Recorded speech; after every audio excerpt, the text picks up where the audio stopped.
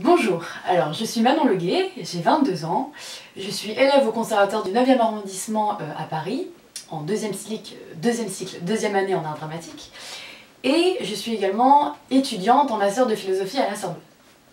Alors, la raison pour laquelle j'ai choisi L'Huître de Francis Ponge est la suivante.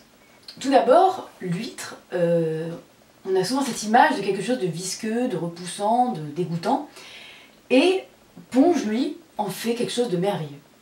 Il décrit d'abord voilà, l'huître qui est close, un peu mystérieuse, puis la rencontre de l'homme avec l'huître qui ne veut pas s'ouvrir, et enfin, le monde incroyable qui se cache derrière ce coquillage, où on peut boire, manger et parfois trouver une perle.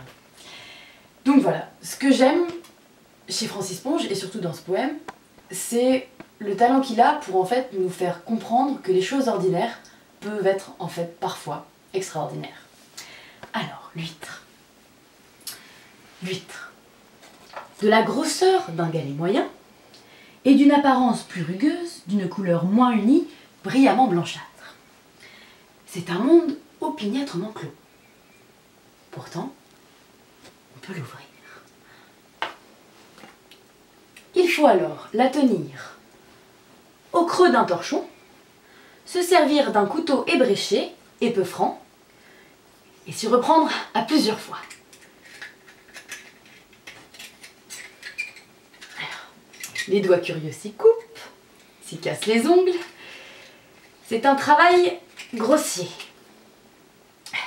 L'écho qu'on lui porte marque son enveloppe de rond blanc d'une sorte de halo.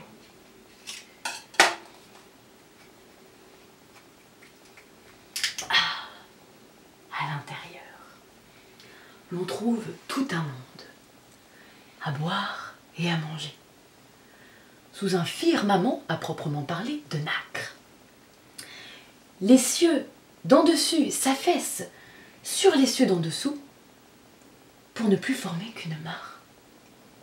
Un sachet visqueux et verdâtre qui flue et reflue à l'odeur et à la vue, frangé d'une dentelle noire sur les bords.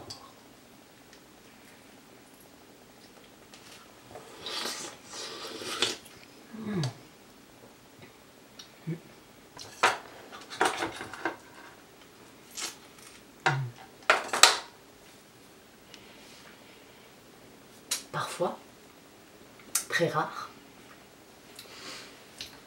une formule perle à leur gosier de nacre, d'où l'on trouve aussitôt à s'orner.